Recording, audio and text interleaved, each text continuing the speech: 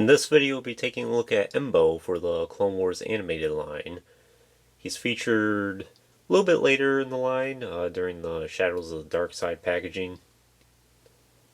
Other figures that were featured in that line were like Commander Colt and Pre Vizsla. A lot of those more rare action figures.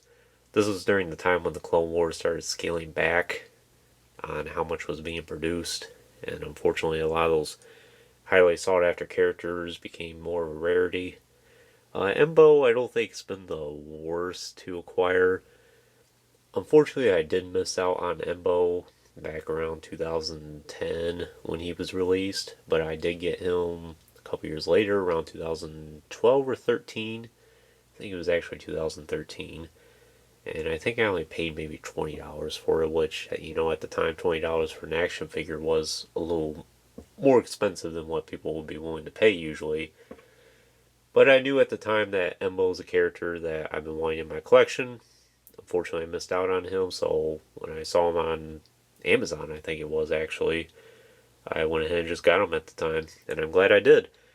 I think a lot of people would argue that he is the best Clone Wars animated action figure that we got between 2008 and 2013 when the line ran. Some people even argue that he doesn't really have an animated look about him. He can fit in a realistic collection. So a little bit about Embo, in case you don't know who he is. He is a bounty hunter featured intermittently and periodically throughout the Clone Wars series. I think his debut appearance was maybe in Season 2 or Season 3. It was during the episodes where I think Anakin, Obi-Wan, and maybe it was Ahsoka as well, were on the farm, and there was a bunch of bounty hunters, and Embo was one of them. They were basically hired to defend it. I don't think the Jedi were. I think they just happened to crash land there and just happened to be where they're at. And then Hondo comes along as well. And I think it's Hondo and his pirates that were antagonizing the farmers that these bounty hunters were defending. He shows up every now and then throughout the series. I do know he showed up in the Lost episodes in Season 6 for a little bit. I think he was hunting down Padme. It's been a while since I sat down and watched the Clone Wars series, but I do recall distinctively picking up on Embo here and thinking he's a really cool character. And I'm glad to have him for the collection. Would be nice to get a TVC version of Embo, but who knows? I don't foresee it happening anytime soon, at least. So, one other thing I'll note before we jump into the figure is I finally got a turntable. Something I've been hoping to get for a little while now and found one I really liked, so I'll be featuring that in many of the videos going forward here. Do not have the package to show you, but I do have all the accessories, and he's a complete action figure. So let's just go in and take a closer look at him.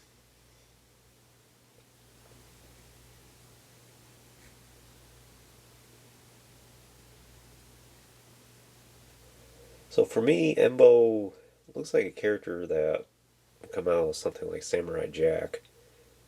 It's very clear he's Japanese influenced.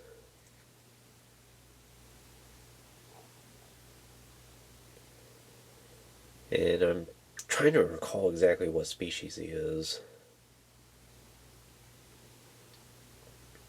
I know he's a somewhat more common one.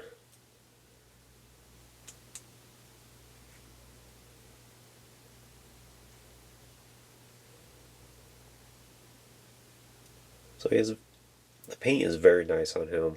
I really like this. And he has a lot of nice texturing detail in him. As you can see on top of his hat that also acts as a shield for him, it has some dings in it.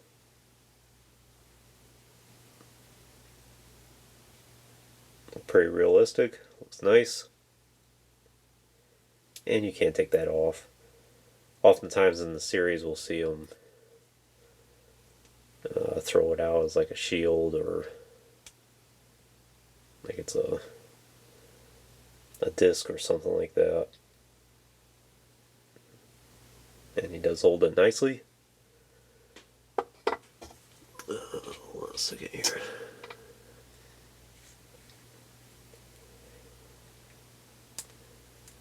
There's a nice head sculpt.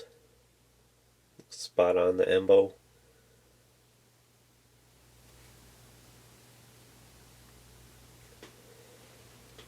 And he also has his shoulder armor. Has some markings on it. The bandolier attached. And it is all one piece. You can't take this off. If you pop his head off, you could just pull that off with it.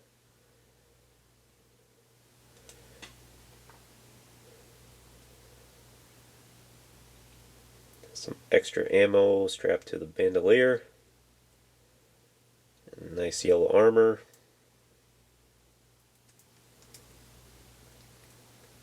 Has a skirt here. And he has some, I wonder if that's some lettering or some type of symbol for something.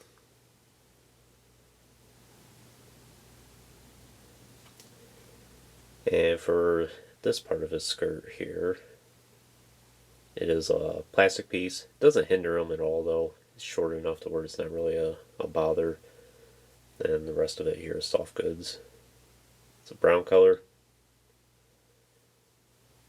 And for his legs here, not much to say about it, but his boots are pretty interesting. As you can see, he has that steel toe at the end.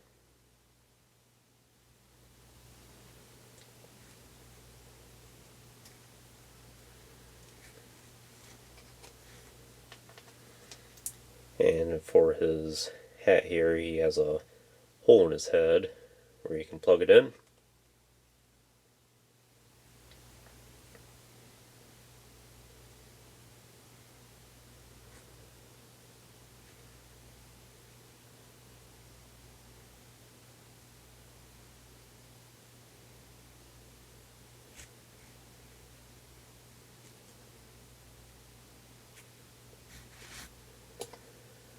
So in terms of weapons and accessories, you've pretty much seen them all by now.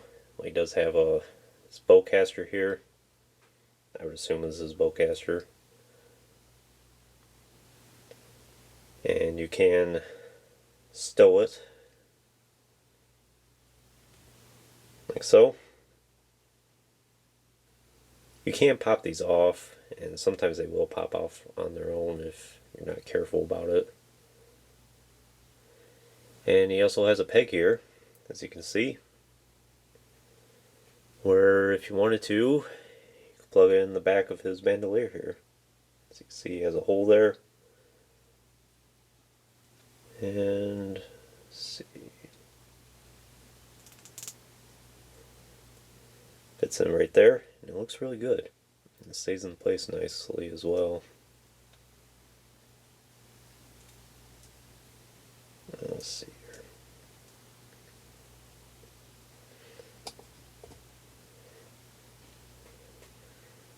And that's a really nice pose to get him in. Next he comes with these two, I would assume they're darts.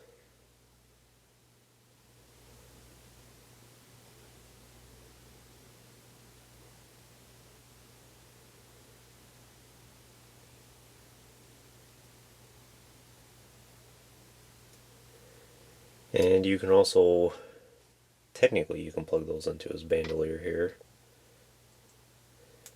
Although they don't really fit too well. So I'm pretty sure they're supposed to go right there.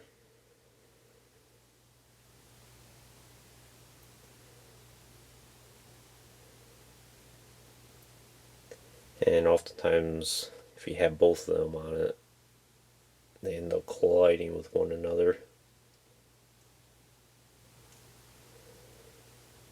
Something like that. And I don't want to force it either and potentially break it.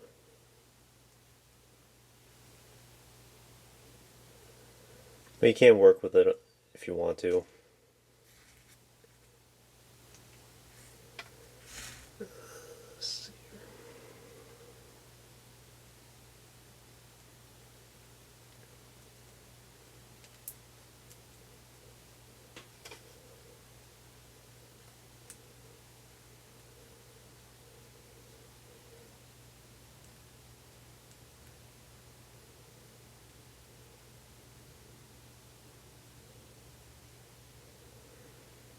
And if you wanted to, you can get him to hold it in his pointer finger there.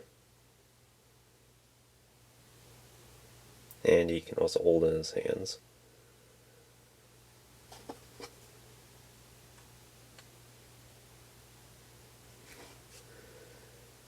Let's see here.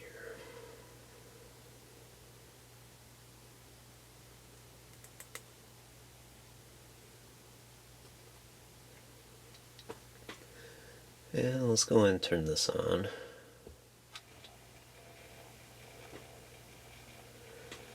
So, one thing about the Shadow of the Dark Side line for both the Clone Wars and the realistic action figures is they came with the Ultimate Galactic Battle Game, and there was also a mailway at the time called the Ultimate Galactic Battle Game Mat.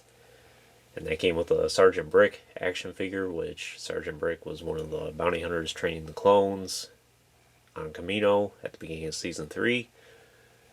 I do have that set, and I will review it at some point. But each action figure came with a card.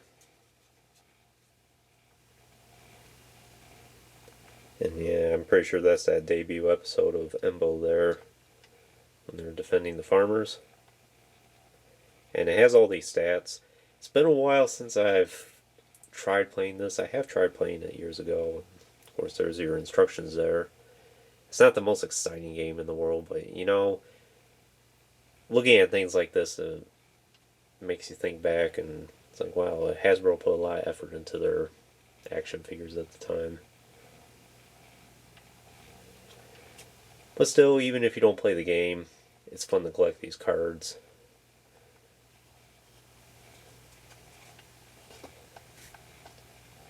Of course, it came with a die, and then when you throw the die, you match it up with whatever description it is. So the symbol here is for intelligence, and then you add up the numbers and you get your score. Pretty easy to figure out. And also, each action figure came with a stand. I do recall I did the Clone Trooper Sergeant from the Saga collection line about a month ago at this point, and I forgot to include his stand in that video. I will feature that again at some point. So I didn't want to forget this time to include this stand.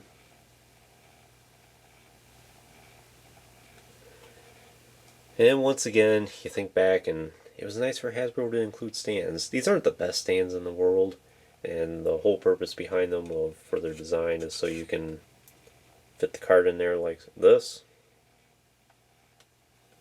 which is kind of convenient. But it is nice having the stands with a nameplate on it.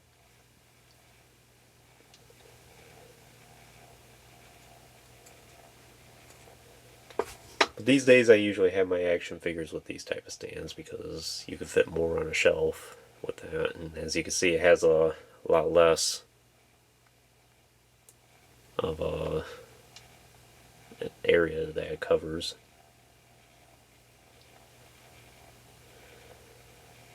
But other than that, that's really all the accessories for Embo here.